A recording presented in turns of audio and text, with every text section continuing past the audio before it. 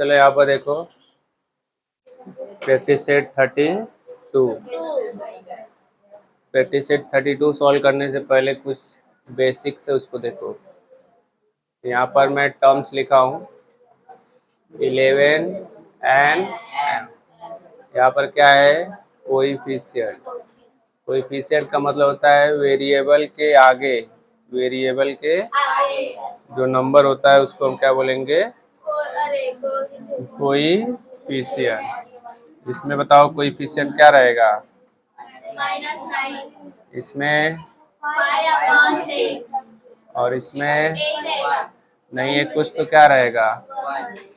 Coefficient का मतलब होता है वेरिएबल के आगे, वेरिएबल का मतलब होता है 1 2 A B C D E F G H Z तक। वेरिएबल का मतलब ए टू उसको हम क्या कहते हैं वेरिएबल के आगे जो नंबर्स रहते हैं उसको हम बोलते हैं कोएफिशिएंट।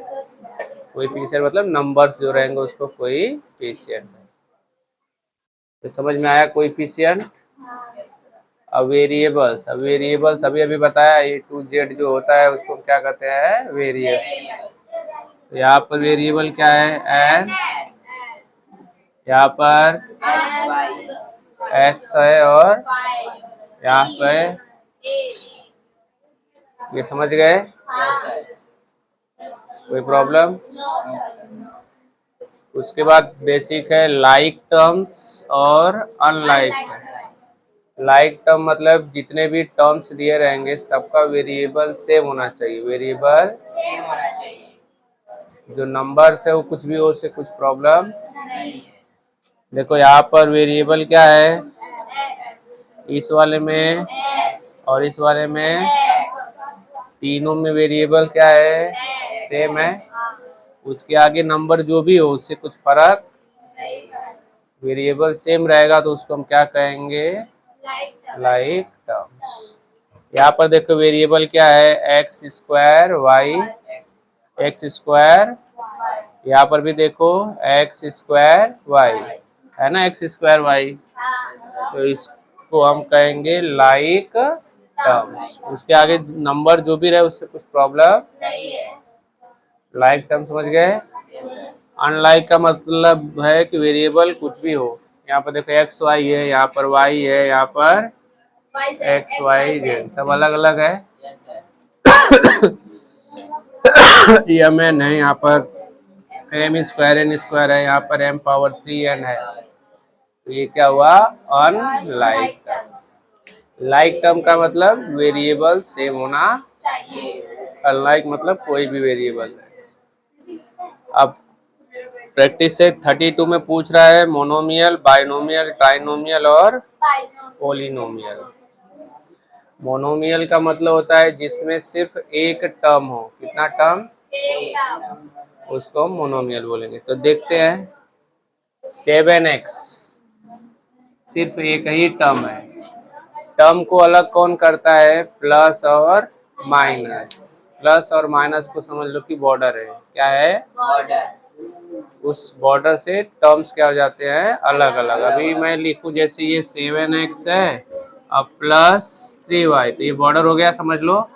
तो कितना टर्म हो गए दो टर्म हो गए, प्लस के इधर और प्लस के इधर, तो दो टर्म हो गए। समझ में आया। प्लस और माइनस क्या करता है अलग अलग करता है टर्म्स को। ये सिंपल भाषा में आपको समझने के लिए। तो यहाँ पर 7x है एक ही टर्म है। और देखो कौन सा है ए, कॉमा देकर लिख दो, इसमें भी एक ही टर्म है 4, इसमें भी एक टर्म 1 टर्म है। ठीक है। बाइनोमियल का मतलब होता है देखो, मोनोमियल का मतलब मैंने क्या बोला 1 टर्म, बाइनोमियल का मतलब 2,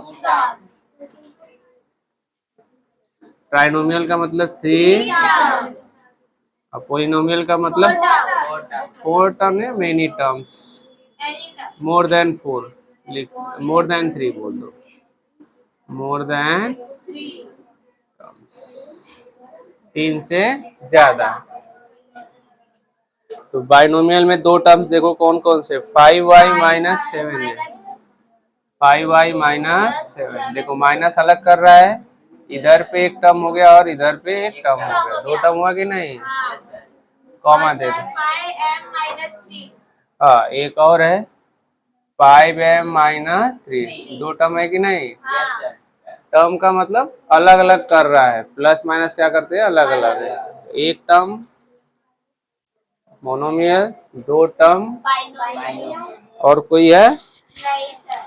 देखो ट्राइनोमियल का देखते हैं, 3x square 3x square minus 5 square minus 5x square minus 11। Minus 11। देखो बॉर्डर है, माइनस को समझ लो बॉर्डर, हाँ। एक हो गया, दो हो गया और ये 1 2 3, थ्री टर्म हो गया मतलब ट्राइनोमियल। और कोई है 3x स्क्वायर 3y स्क्वायर है और और लगता है minus 7 minus 7y plus 5। Plus 5। इसमें भी तीन टर्म है इसलिए क्या हो गया वो ट्राइनोमियल। अब पोलिनोमियल में देखो, एक है 1 माइनस 8a,